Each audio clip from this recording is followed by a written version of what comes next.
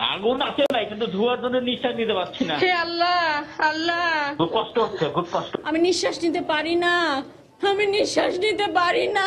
ও বাঁচতে চাইছিল। বনানীর এফআর টাওয়ারে ভয়াবহ আগুনে মৃতদের পরিবারে মাতম। আমি আশা নিয়েছিলাম আমার ছেলে আমাকে কাঁধে করে নিয়ে যাবে, আজকে আমার এই ছেলে কাঁধে করে নিয়ে দাফন টান করা লাগছে। আমার বাবা মারা গেছে পর থেকে ওই আমার বাবা। যখন আগুন লাগছে তখনই ফোন দিছে, মা আগুন লাগছে মা। 18 তলার অনুমোদন নিয়ে 23 তলা করা হয় ভবনটি। ছিল না কোনো ফায়ার অ্যালার্মও, ব্যবস্থা নেওয়ার আশ্বাস। নোটিশ দেওয়ার পরপরই কিন্তু আমরা ম্যাজিস্ট্রেট পাঠাবো। এটা হত্যাকাণ্ড, প্রয়োজনে তাদের বিরুদ্ধে আমরা ফৌজদারি মামলাও করব। দেখছিলেন প্রধান শিরোনাম। সন্ধ্যার সময় সঙ্গে আছি আমি কামরুজ্জামান মামুন এবং আমি কাজল আব্দুল্লাহ।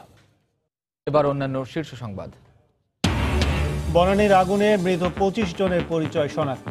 আহত 70 জনের মধ্যে 33 জন রাজধানীর বিভিন্ন হাসপাতালে ভর্তি। মানসিক অবসাদে ভুগছেন তারা, জানিয়েছেন চিকিৎসক। জবাবদিহিতা না থাকায় বারবার অগ্নিকাণ্ড ঘটছে বললেন মির্জা ফখরুল। এই ঘটনা নিয়ে রাজনীতি না করার আহ্বান তথ্যমন্ত্রীর। এবং রাজধানী ঢাকার নকশা বহির্ভূত একটি ভবন যেন মৃত্যু ফাঁদ। ভবন ব্যবহারেও ছাড়পত্রের বিধান রাখার তাগিদ বিশেষজ্ঞদের।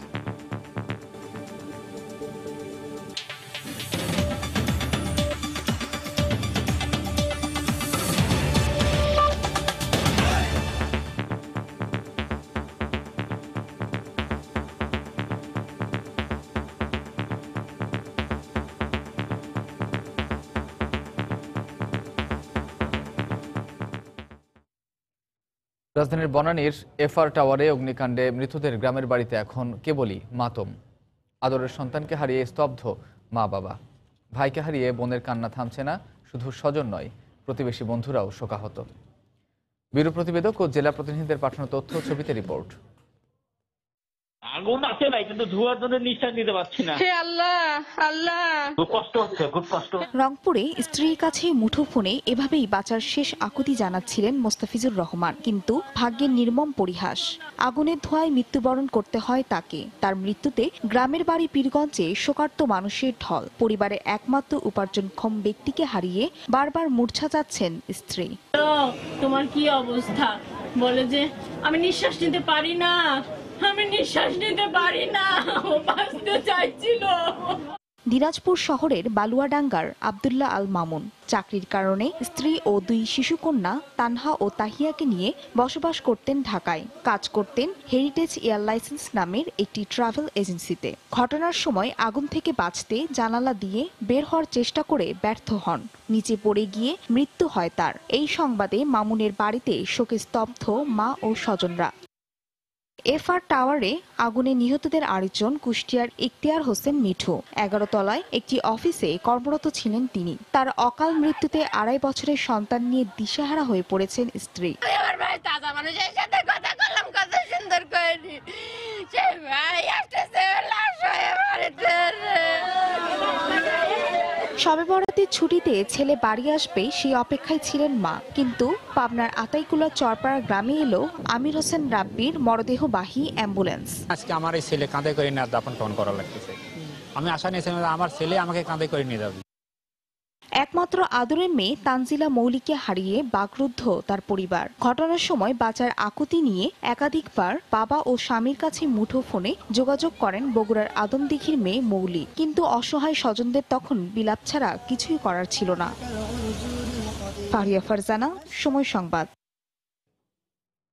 বনানীর আগুনে মর্মান্তিক মৃত্যু হয়েছে এক দম্পতির। মাকসুদুর রহমান জামি ও রুমকি রহমানের এই আকস্মিক প্রয়াণে শোকে স্তব্ধ হয়ে পড়েছেন তাদের স্বজনরা। রাজধানীর ফরিদাবাদে তাদের বাসায় চোখে পড়েছে শোকের করুণ চিত্র। এদিকে ডেমরায় আব্দুল আল ফারুক তমালের জানাজা সম্পন্ন হয়েছে। স্বজনরা ছাড়াও জানাজায় অংশ নেন আশপাশের বহু মানুষ।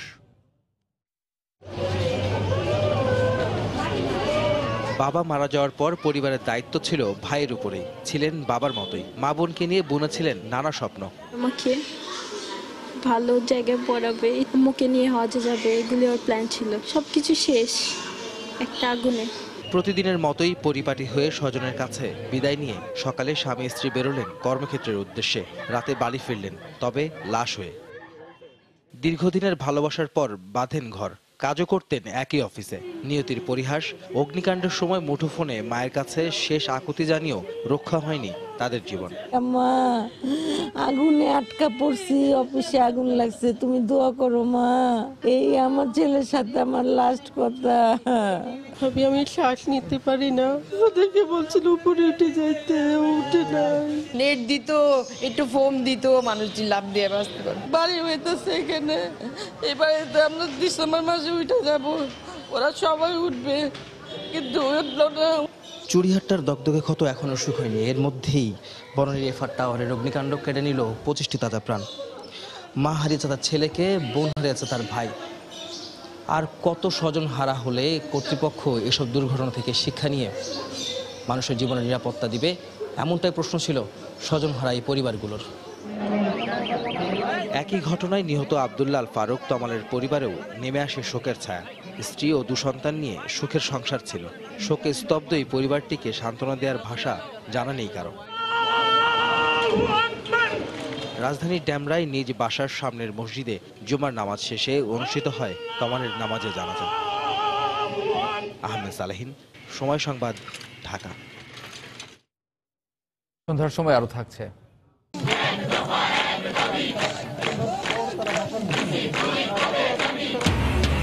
আন্দোলনে অনড় বরিশাল বিশ্ববিদ্যালয়ের শিক্ষার্থীরা, হল ছাড়েননি কেউ। উপাচার্যের বক্তব্য প্রত্যাহার না করা পর্যন্ত কর্মসূচি চালিয়ে যাওয়ার ঘোষণা।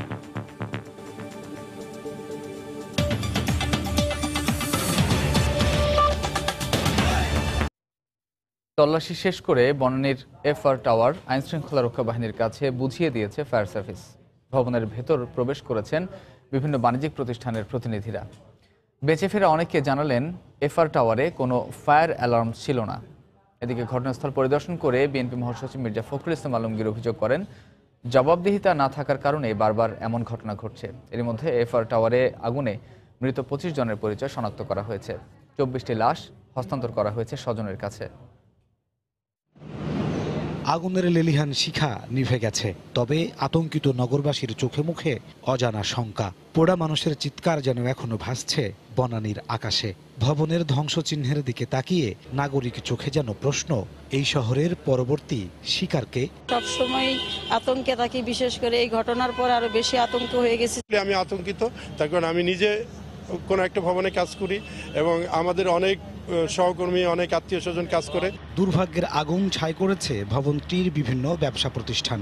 আজ তাদের কেউ কেউ ভবনটির ভেতর ঢুকতে পেরেছেন। প্রত্যক্ষদর্শীদের অনেকে জানালেন, ফায়ার অ্যালার্ম বাজলে আরো কিছু লোক হয়তো বেঁচে যেত। আমরা ফায়ারের কোনো অ্যালার্ম শুনিনি, এটা ছিল সবচেয়ে খারাপ অবস্থা। কারণ আমাদের 12-13 তলায় 29 জন লোক মানে এমপ্লয়ি আমাদের আটকা ছিল, যেখানে একজন ফিমেল মেম্বার ছিল প্রেগন্যান্সি।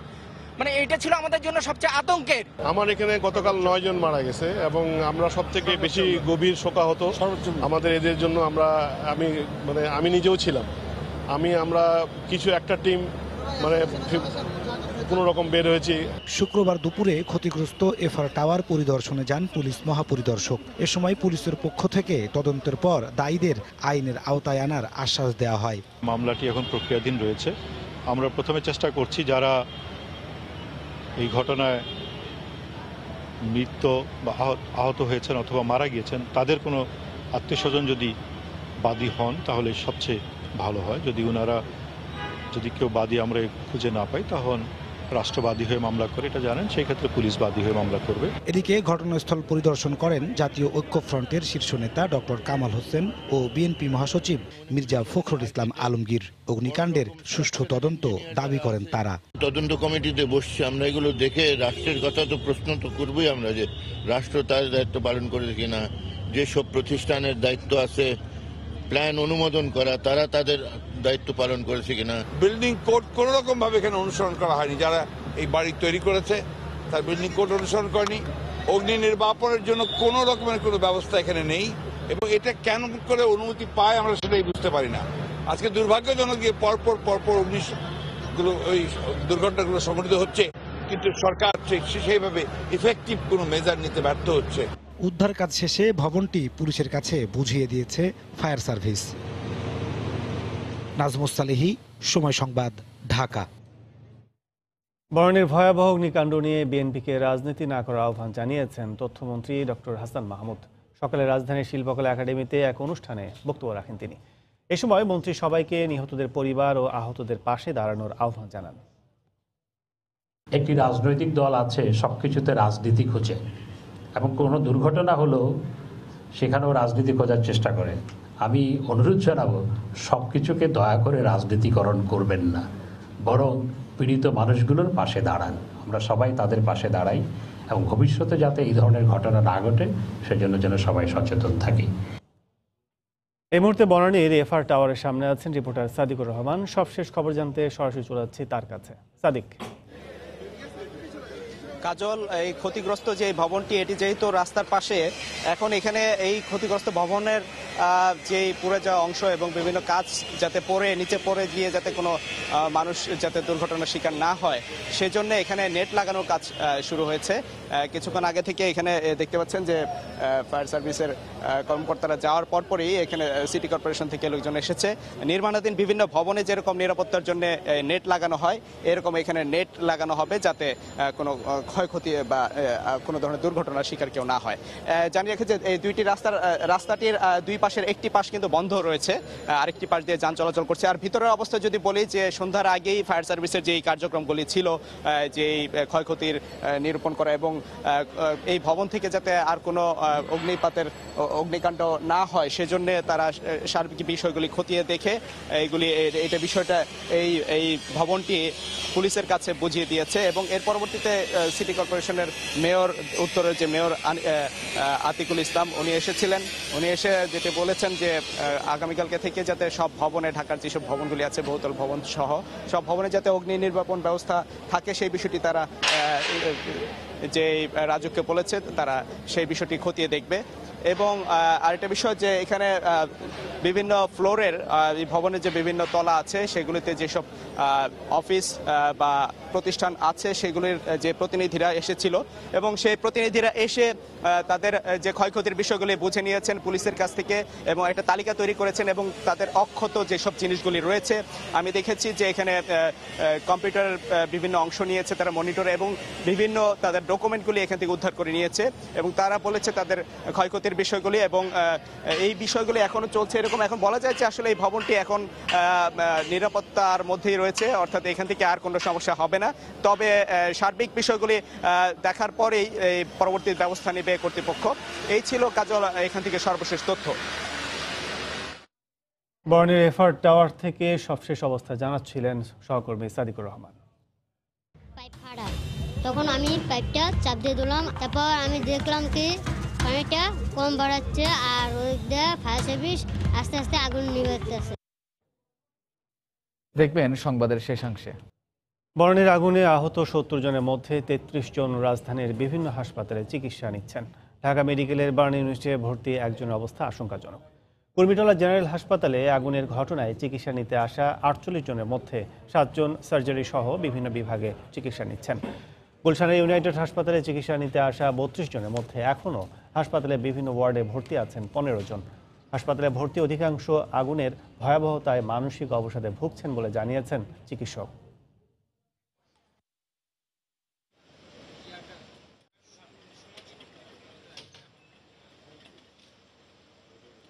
যেটা করতে পারিনি আসলে নাইম সেটা করতে পারছি। দুর্ঘটনা ঘটছে আসে আমরা সবাই ফোন নিয়ে সেলফি তুলি। আমরা দোয়া করি ওর মতো এদেশে আরো লক্ষ শেষ জন্ম নেই যারা মানুষের পাশে এসে দাঁড়ায়। দেখবেন সংবাদের শেষাংশে। সন্ধ্যার সময় আরো থাকছে। শুরু হলো বঙ্গবন্ধু আন্তঃবিশ্ববিদ্যালয় স্পোর্টস জ্যাম প্রতিযোগিতা। অব্যবস্থাপনার অভিযোগ অংশগ্রহণকারীদের। আগামীতে সুষ্ঠু আয়োজনের আশ্বাস প্রতিমন্ত্রীর।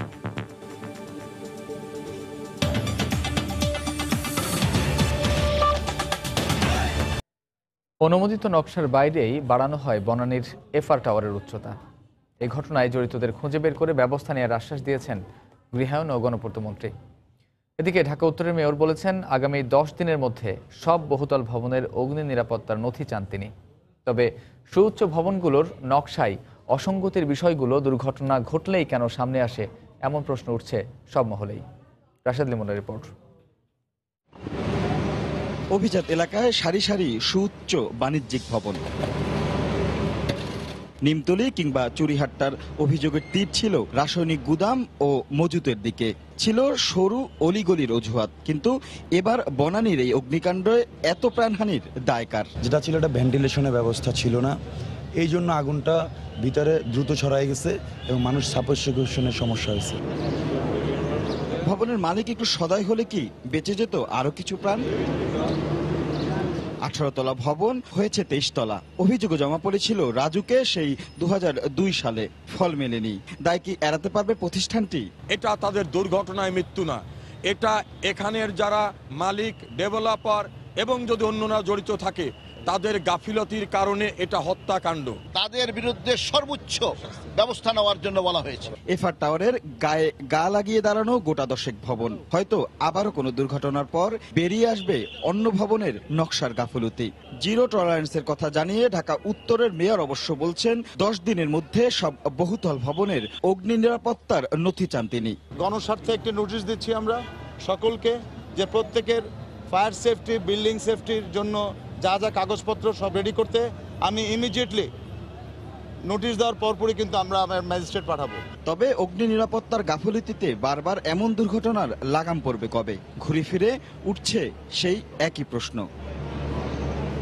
এফআর টাওয়ারের ঠিক কয়েকটি বিল্ডিং পরেই সারিবদ্ধভাবে দাঁড়িয়ে থাকা এই সুউচ্চ ভবনগুলো এক একটির মধ্যে এক চুলো কোথাও ফাঁক নেই।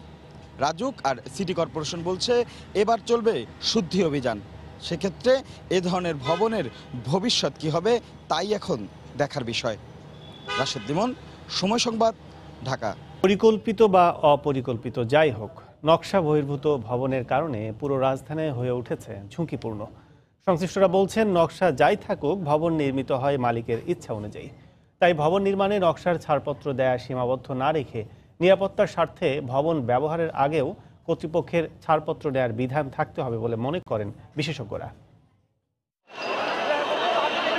রাজধানীতে গত কয়েক বছরের অগ্নিকাণ্ড আর হতাহতের পেছনে অন্যতম কারণ নকশা বহির্ভূত ভবন নির্মাণ ও ব্যবস্থাপনা। অথচ অগ্নি নির্বাপনের যথোপযুক্ত বিষয়গুলো নকশায় থাকার শর্তেই ভবন নির্মাণে অনুমোদন দেয় কর্তৃপক্ষ। কিন্তু বেশিরভাগ ভবনেই নকশায় ফায়ার এক্সিট থাকলেও তা মানা হয় না, যা থাকে তাও অকার্যকর। এমনকি ওয়াসার অনুমোদনে ভবনে পানির যে ব্যবস্থাপনা থাকার কথা তাও অগ্রাহ্য করা হয়। বৈদ্যুতিক লাইন টানায় কোনো ঝুঁকি আছে কিনা তা দেখভাল করেন না সংশ্লিষ্ট দপ্তর। এছাড়া পরিবেশ অধিদপ্তরের ভবন ব্যবহারের নিয়ম না মানায় চকবাজার আর নিমতলির মতো ঘটনা ঘটে।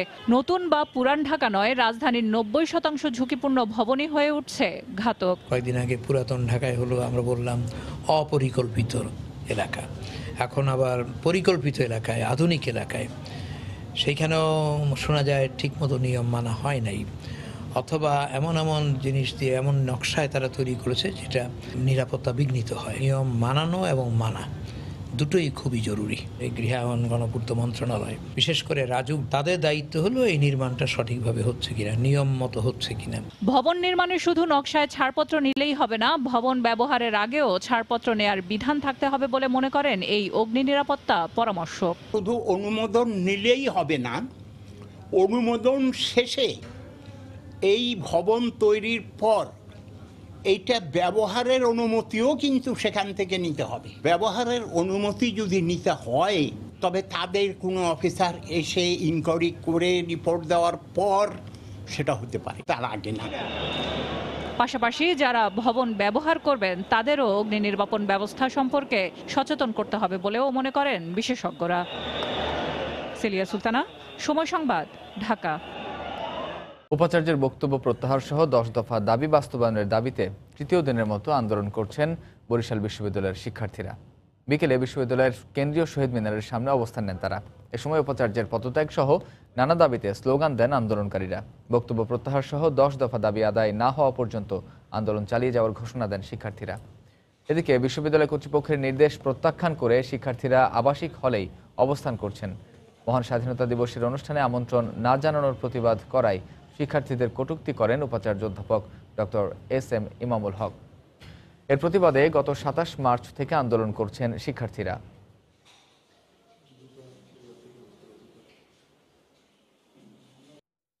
নাম নাইম, বয়স 10 কি 11। দুরন্ত কৈশোর, কিন্তু বুকে অসীম সাহস আর সেবার প্রয়োজনে বেরিয়ে পড়ার তাগিদ। তাই তো বনানীর আগুনে যেখানে শত শত লোক ছিল নীরব দর্শক, কেউ বা সেলফি তুলতে বা ভিডিও ছড়াতে ব্যস্ত, সেখানেই ছোট্ট নাইম ফায়ার সার্ভিসের নিরবচ্ছিন্ন পানি সরবরাহের পাইপের ছিদ্র বন্ধ সহ নানা কাজে ছিল ব্যস্ত। মুহূর্তেই সামাজিক যোগাযোগ মাধ্যমে ভাইরাল সেই ছবি। করাইল বস্তিতে বেড়ে ওঠা নাইমের স্বপ্ন বড় হয়ে পুলিশ কর্মকর্তা হওয়ার, কারণ এতে সেবা করা যায় মানুষের। নিজামুদ্দিনের ক্যামেরায় রাশেদ লিমনের রিপোর্ট। যেন বড় কোনো সেলিব্রিটি, যেখানেই যাচ্ছে সেখানেই ভিড়, হুমড়ি খেয়ে পড়ছে দেশি বিদেশি সব গণমাধ্যম। বলছি নাইমের কথা। গল্পটা একদিন আগের। বনানীর কামাল আতাতুর্ক এভিনিউতে FR টাওয়ারে ভয়াবহ আগুন। উদ্ধারকর্মীরা চেষ্টা করছেন সাধ্যের বাইরে গিয়ে আগুন নিয়ন্ত্রণ আর আটকে পড়াদের বের করে আনতে। অন্যদিকে উৎসুক জনতার ভিড়, ব্যস্ত অনেকেই মোবাইলে ভিডিও ধারণে। এদের মধ্যে আবার অনেকেই নিজের জীবন বিপন্ন করে বাড়িয়ে দিয়েছে সাহায্যের হাত। হঠাৎই ক্যামেরার লেন্সে ধরা পড়ল ছোট্ট দুটি হাত আঁকড়ে ধরে আছে পানি সরবরাহের পাইপ। দেখি পাইপ ফাড়া, তখন আমি পাইপটা চাপ দিয়ে দিলাম। আর অনেক মানুষ আছে, তারা আমাকে পলিথিন এনে দিল যেন সাহায্য আরও বেশি হয়। সেজন্য পলিথিন পেঁচে আমি ধরে রাখলাম চাপ দিয়ে। তারপর আমি দেখলাম কি পানিটা কম বাড়াচ্ছে আর ওই দিয়ে ফায়ার সার্ভিস আস্তে আস্তে আগুন নিভাতেছে। সেই ছবিটি ভাইরাল হওয়ায় নাইমকে নিয়ে উৎসাহের সীমা নেই। 10 বছর বয়সী 5ম শ্রেণীর ছাত্র নাইমের স্বপ্ন পুলিশ অফিসার হওয়ার। বলতো বড় হয়ে কি হতে চাও? Police officer. বিষয়টি বেশ উপভোগ করছেন খোদ পুলিশ কর্মকর্তারাও। ওর মুখ থেকে যে সাহসী উচ্চারণ, যে মানবতার বাণী ওর মুখ থেকে বের হয়েছে, আমরা দোয়া করি ওর মতো এদেশে আরো লক্ষ শিশু জন্ম নেবে। আমাদের কাছে খুবই ভালো লাগতেছে, আশা করি সে তার আশা পূরণ হবে। তাই তো নাইম ভক্তরা ওর মাঝেই খুঁজছে বাংলাদেশ। ছোট পিচ্ছি ছেলে যে মানবতা কাজটুকু করেছে, তাকে দেখে আমরা শিখে উচিত। আমরা আইসা তাদেরকে হেল্প করব, সাহায্য করব, এটা না করে আমরা সেলফি তুলি। নাইম যে কাজটা করছে এটা আমাদের সবাইকে অনুপ্রাণিত করছে। কৌতূহল নিয়েই করাইল যাত্রা নাইমের বাড়ি। বস্তির মাঝে ছোট্ট একটি ঘরে 2 ভাই বোন আর মায়ের এক সংগ্রামী জীবন। আমার এক ছেলে এক মেয়ে, আমার স্বামীর সঙ্গে আমার সঙ্গে কোনো সম্পর্ক নাই। আমি 2 ছেলে মেয়ে নিয়ে বাসায় কাজ করে খাই। আমি খুব গর্বিত যে আমার ছেলে এত বড় একটা কাজ করছে, আমি খুব আনন্দিত। আমার ভাই এত ভালো কাজ করছে, তাই আমার অনেক ভালো লাগতেছে। সবার প্রত্যাশা নাইমের সঠিক দেখভাল হলে একদিন হয়তো সত্যিই নিজের স্বপ্নকেও ছাড়িয়ে যাবে সে। রাশেদ লিমন, সময় সংবাদ, ঢাকা। ঢাকা কলকাতা নৌ রুটে পরীক্ষামূলকভাবে যাত্রীবাহী জাহাজ চলাচলের উদ্বোধন করা হয়েছে। বিকেলে নারায়ণগঞ্জের পাগলার মেরি অ্যান্ডারসন ঘাটে স্বরাষ্ট্রমন্ত্রী আসাদুজ্জামান খান কামাল এ সার্ভিসের উদ্বোধন করেন। এ সময় উপস্থিত ছিলেন নৌ প্রতিমন্ত্রী খালিদ মাহমুদ চৌধুরী, BIWTC এর ঊর্ধ্বতন কর্মকর্তারা। সন্ধ্যা 7টায় যাত্রীবাহী MV মধুমতি 82 জন যাত্রী নিয়ে কলকাতার উদ্দেশ্যে ছেড়ে যাবে। যাত্রীদের মধ্যে সরকারি কর্মকর্তা, সাংবাদিক সহ সাধারণ যাত্রী রয়েছেন। জাহাজটি বরিশাল, মংলা, সুন্দরবন, আংটিহারা, হলদিয়া হয়ে এটি যাবে কলকাতায়। 31 মার্চ দুপুর নাগাদ কলকাতা বন্দরে পৌঁছানোর কথা রয়েছে। বাংলাদেশ ও ভারতের মধ্যে স্বাক্ষরিত নৌ প্রোটোকল চুক্তির আওতায় পর্যটকদের যাতায়াতের সুবিধার জন্য এ সেবা চালু করা হচ্ছে।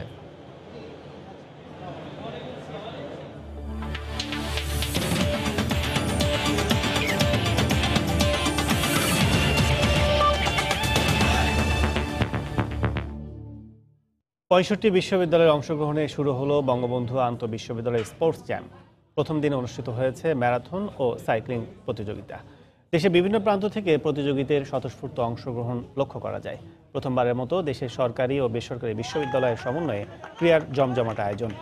দেশের বিভিন্ন প্রান্ত থেকে আসা রেকর্ড সংখ্যক প্রতিযোগী অংশগ্রহণ করেছেন এতে।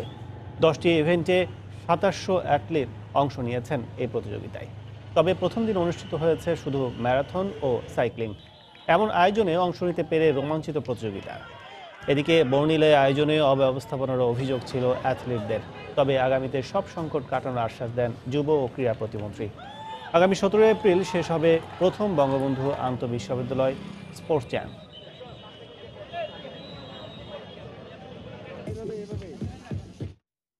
এ পর্যায়ে শীর্ষ সংবাদ জানিয়ে দিচ্ছি আরেকবার।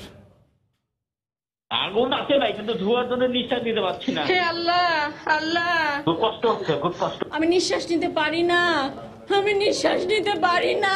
ও বাঁচতে চাইছিল।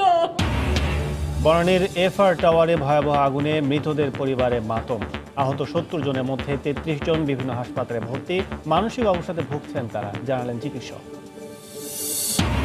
18 তলার অনুমোদন নিয়ে 23 তলা করা হয় ভবনটি, ছিল না কোনো ফায়ার অ্যালার্ম। হত্যাকাণ্ড বলছেন গণপূর্ত মন্ত্রী, ব্যবস্থা নেওয়ার আশ্বাস। এবং জবাবদিহিতা না থাকায় বারবার অগ্নিকাণ্ড, বললেন মির্জা ফখরুল। রাজনীতি না করার আহ্বান তথ্যমন্ত্রীর। এবং রাজধানী ঢাকার নকশা বহির্ভূত এক একটি ভবন যেন মৃত্যু ফাঁদ। ভবন ব্যবহারেও ছাড়পত্রের বিধান রাখার তাগিদ বিশেষজ্ঞদের।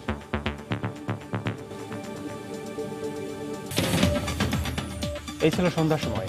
আপনার মোবাইলে সময় সংবাদ দেখতে ও সব খবর পেতে ডাউনলোড করুন সময় অ্যাপ। সঙ্গে থাকুন সময়।